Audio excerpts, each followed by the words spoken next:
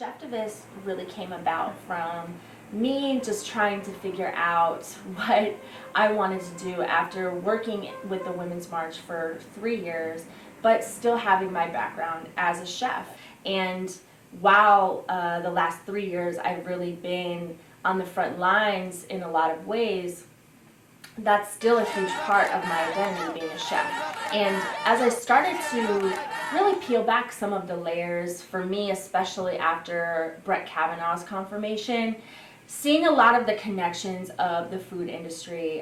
In the case of Brett Kavanaugh, it was around sexual harassment.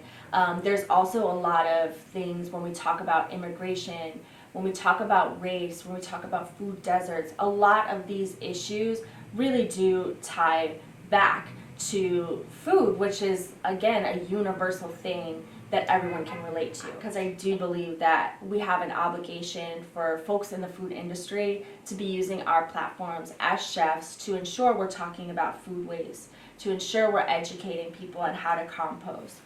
Sometimes I feel like every day I have to prove myself, but that's also what makes me so strong. And that gives me the confidence to say, you know what, this is why I can go head to head against men in my industry. This is why I became an executive chef at 25 years old. This is why, I know I can do this.